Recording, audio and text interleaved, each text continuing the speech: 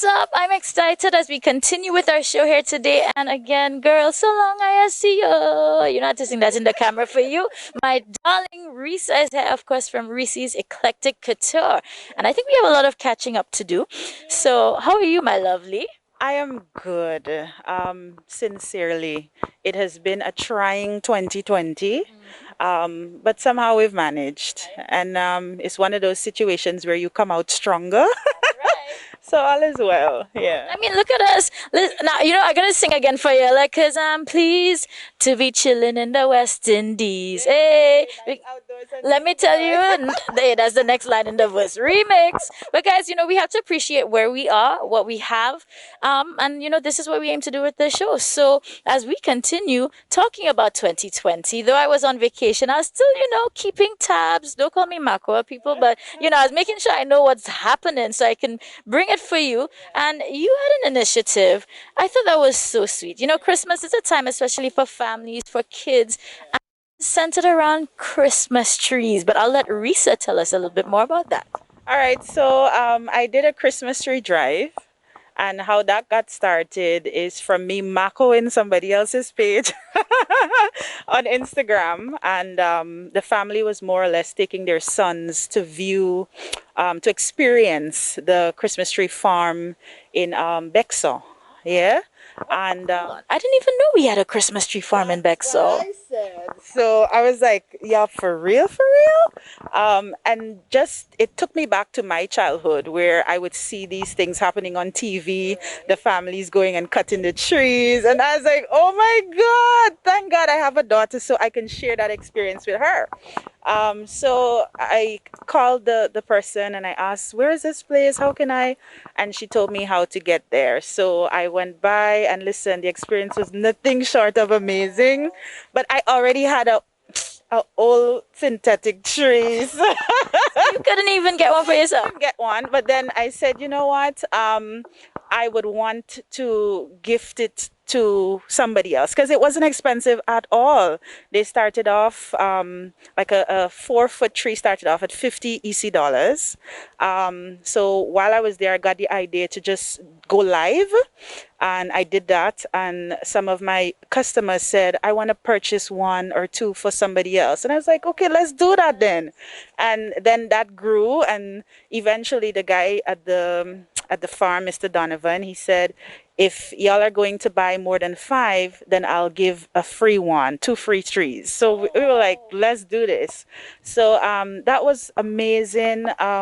Once we got the trees going and we delivered them, just to see the smiles on everybody's faces, to have a real tree, it smelled awesome, like Christmas. The excitement was real.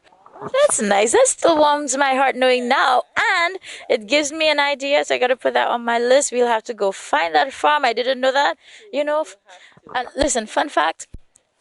For most of my life when I was a little, you know, I didn't even think Christmas trees were growing here in St. Lucia, you know. So knowing that now and that we actually have a whole farm. And just to give him a little plug, it has not been in operation for very long. He said it's about 6 years in. It takes about 4 years for a tree to grow, yeah, to its maturity, and they grow as tall as 13 feet high. Look at you sounding like you're on the farm and you are out there planting and all too. I mean, the facts were straight. So, I mean, Mr. Donovan, good morning to you and thank you for your kind heart as well. So we'll be checking in on you, that's for sure. So now we're going to take a little bit of a switch up, I think I'll say. So now the nature of the conversation, especially as you know, Rissa is a mom. She is an entrepreneur. And just, you know, the whole being a parent now and being an entrepreneur, figuring out what to do with your business now. I mean, we have had 2020 start and finish. Okay, we've survived it. What are we doing next? So I wanted to just kind of pick your brain, Rissa, because I know you're just always thinking never stagnant. And you know what it's like just being an entrepreneur now, and especially as it's a fresh start to the year. You know, what are some of the approaches that other entrepreneurs like yourself can probably do? Because obviously we have to figure out new ways to keep business running. As your other guest said a while ago, it is good to include your customers. And one of the things I decided to do was to involve my customers in the planning for the next step of the journey, to find out what are your interests, what is it that you're hoping to get from me, and to really process that process of figuring out how I'm going to include that into, phase two. But it has been a challenge. Work, you have all these protocols to consider. Business struggled a little bit or suffered a bit because now I'm into clothing. So for every person who comes through and tries something on, I have to sanitize it. Sometimes it's not always a fit and they don't always purchase it. So I realize that more is being spent in just maintaining the store as opposed to what's coming into the store. I like that approach too. And the fact that I think another lesson we all can learn, whether you're an entrepreneur or not, whether you're a parent or not, but just given the nature of the times that we're living in, is to learn to be flexible. Because right now, anything can switch up at any point, and I think flexibility really helps us. So instead of, oh my gosh, this just happened, what am I going to do? Let's, okay, yeah, we might be mad about it, but throw that away. What do we do now? What's the plan B? I had that moment. Girl, I think we all did. Customer said to me, hey, this COVID thing is getting real serious. Rissa, you really need to think about making masks and stuff. And I'm like, that's not my thing.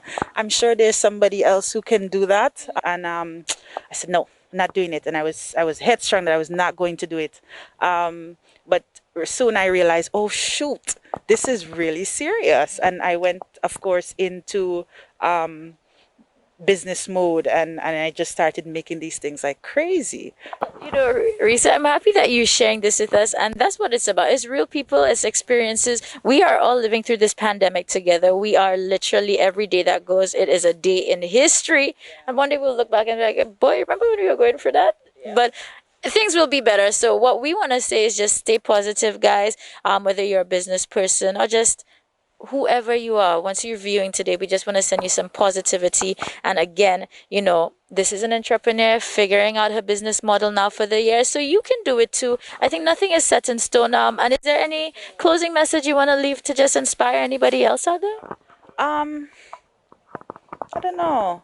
I think it would be to just keep going, you know. I know that at times it becomes so overwhelming. You always feel like no matter what you do, you just keep hitting a wall, hitting a wall. If this is a passion for you, then you'll always find a way. It will always work out. And you should know that no matter what, while it might seem like you're not getting anywhere, progress is being made. Yeah, even the very small ones. Yeah, yeah. Risa, thank you so much for coming in. I missed you. I see you've been honeymooning and things. Boy, don't start no rumors then, 2021 people, because we did a little something over the Christmas and I was getting calls. Are you getting married? Are you this? So, St. Lucia, guys, let's just enjoy life, all right? That's all I'm going to say. And Risa, thank you for coming through and sharing with us. And I'm happy that at least you guys were able to make some people happy over the Christmas season. So, 2021, we're going to step in with it with some positivity, and that's all we need. And as Risa said, just keep on going.